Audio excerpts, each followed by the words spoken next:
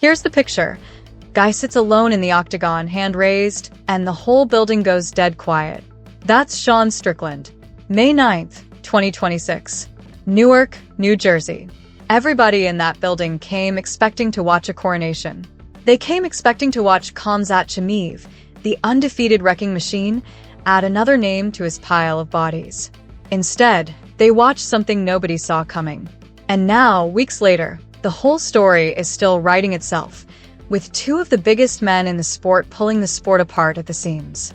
Stick around, because this one has everything: an upset for the ages, a rematch that might change the division forever, and a heavyweight champion who just stood up and said the whole sport has stopped following its own rules.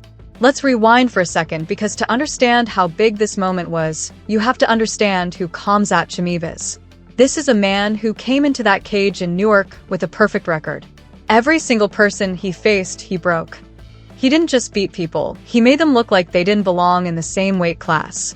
He'd taken out former champions. He'd made killers look ordinary. People were already talking about him fighting at light heavyweight, chasing bigger names, bigger legacies. The middleweight title was supposed to be a formality on his way somewhere else. And on the other side of the cage stood Sean Strickland. A former champion himself, sure, but somebody the doubters had already buried. He'd lost his belt before. He talked a big game, always had, but talk doesn't win fights. Everybody, and I mean almost everybody, thought this fight was a step for Chimaev on his way to bigger things. Nobody in that arena, and nobody watching from their couch, expected the story that was about to unfold over the next 25 minutes. The first round told the story everyone expected. Chimaev used his wrestling like a hammer, pinned Strickland down, controlled him for the whole 5 minutes. If you were watching that first round, you thought, here we go, this is going to be a long night for Sean Strickland. But something shifted in the second round. Strickland stopped 2 takedown attempts early, and for the first time in a long time, people watched Khamzat Chimaev get controlled from the top. It was strange. It didn't fit the script. The fighters everyone had learned to expect from these two men were suddenly acting completely differently. Round 3 and round 4 turned into a boxing match. Chimaev landed the harder shots, but Strickland kept coming forward, throwing more punches, wearing him down with sheer volume. By the 5th round, both men were running on fumes, but Chimaev opened with one more takedown attempt, like he was trying to close the show the way he always had. Strickland scrambled free. They traded until the horn sounded. Chimaev landed the bigger shots. Strickland answered with more punches thrown. It was close. It was the kind of fight where you genuinely didn't know who won until the scores were read. And when they were read, the building exploded. Split decision. Sean Strickland, 2-time middleweight champion. Khamzat Chimaev's perfect record was gone. Just like that. And here's the part that made this moment even more unforgettable. When the result was announced, there was no chaos, no ugly scene. Chimaev walked over and wrapped the belt around Strickland's waist himself. Two men who had spent months trash-talking each other, who trained at the same gym once upon a time, and each swore they had the other's number in sparring, suddenly looked like they respected each other more than ever. For a moment, it felt like the rivalry was finished, like the story had reached its ending. But stories like this one never really end that easily, because almost immediately after the fight, word started coming out that Chimaev wasn't done. His team came forward and made it clear the only fight he wants now is the rematch. Not a new opponent. Not a move up in weight. Sean Strickland, again. His camp told reporters that Chimaev is completely fixated on it, that avenging this loss is the only thing on his mind right now. Now here's where the story gets complicated, and this is important because if you've heard people online already saying the rematch is locked in with a date and everything, that's getting ahead of the real story. What actually happened is this.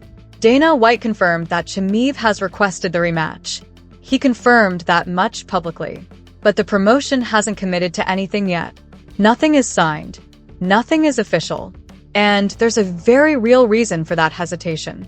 Sitting right behind Chimaev in that title picture is a man named Nasruddin Imavov, riding a 5-fight winning streak, and he has earned his spot the hard way, beating legitimate contenders on his climb up the rankings. Strickland himself has weighed in on this, and he doesn't sound convinced that Chimaev deserves an immediate rematch. In his mind, Chimaev needs to go out, get back in the win column, prove something again before he gets handed another shot at the belt. So now the promotion is stuck in the middle of a genuine dilemma. Give the fans the immediate rematch, the fight with all the drama and the name value, or reward the fighter who has been doing exactly what he's supposed to do, climbing the ladder one win at a time. It's the kind of decision that could shape the middleweight division for the next year or more. And then there's another wrinkle. Strickland himself recently revealed that he's not even rushing back into the octagon anytime soon. He fought twice already since the start of this year, and going into the Chimaev fight, he was already dealing with a shoulder injury. He's told fans directly that he's looking at the end of the year for his return, sometime around December, giving his body real time to heal before stepping back in with anyone. So even if the rematch does eventually get made, and there's a strong chance it will given how much money and attention it generates, patience might be the name of the game here. Nobody should expect fireworks tomorrow. This is a slow burn, building toward what could be one of the biggest fights of the year, whenever it finally happens. Now, while all of this drama was unfolding in the middleweight division, something else was heating up on a completely different side of the sport, and it involves the biggest heavyweight in the world, Tom Aspinall. If you don't know Aspinall's story, you need to understand why this next part hits so hard for him. Back in October of last year, Aspinall was defending his heavyweight title against Cyril Gane. Everything was on the line, and in the middle of that fight, Gane poked him in both eyes. Not once, but in a way severe enough that Aspinall couldn't continue.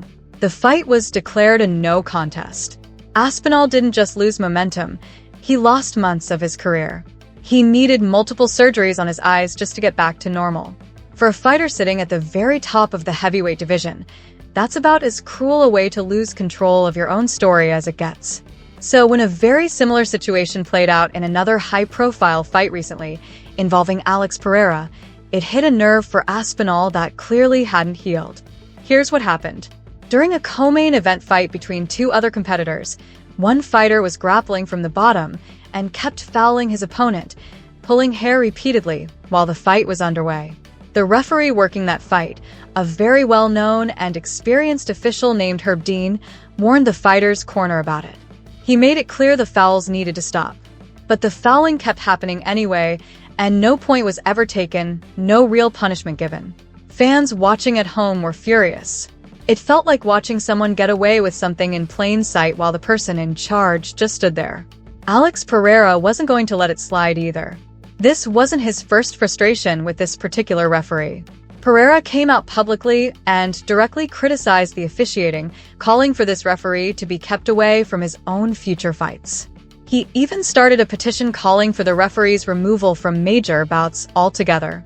And that's when Tom Aspinall stepped into the conversation. He didn't hold back.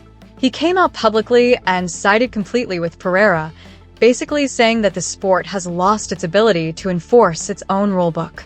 His exact sentiment, shared for everyone to see, was that the sport doesn't really have rules anymore, just suggestions that fighters can ignore whenever they feel like it. Think about how heavy that statement really is coming from him specifically. This isn't some fan on the internet complaining. This is the reigning heavyweight champion of the entire promotion, a man who personally lost months of his career and had to go through surgery because officiating failed to protect him in the biggest fight of his life. When he says something like that, it's not just an opinion, it's a warning sign from the very top of the sport. And he wasn't the only big name to speak up either. Renato Moicano, another respected voice inside the heavyweight and lightweight ranks, joined in, backing Pereira's frustration as well. Suddenly what started as one angry reaction to one bad night of officiating turned into something bigger, a growing chorus of top fighters all saying the exact same thing, that the referees calling these fights need to be held to a higher standard, and that the inconsistency is putting fighters at real physical risk. So here we are, two massive storylines colliding at the exact same moment in the sport. On one side, a title picture in shambles after the biggest upset in recent memory, with Khamzat Chimaev desperately chasing redemption, a champion in Strickland trying to heal up before deciding what comes next, and a red-hot contender in Nasruddin Imavov waiting impatiently for the call that might never come his way. On the other side, a heavyweight champion using his platform to call out the very officials who are supposed to protect fighters like him, backed by some of the biggest names in the entire sport. Nothing about either situation is fully resolved yet. There's no official date for Chimaev versus Strickland 2. There's no guarantee the promotion even picks that fight next. And there's no sign yet that the concerns being raised about officiating are going to lead to any actual changes behind the scenes. But that's exactly what makes this moment in the sport so gripping right now. Every single piece of this puzzle is still moving. The champion healing up in silence, the challenger begging for one more chance, the undefeated contender waiting his turn, and a heavyweight king demanding accountability from the very people trusted to keep these fights fair. Whatever happens next, one thing is certain. This sport is never boring for very long. And right now, all eyes are locked on what comes next.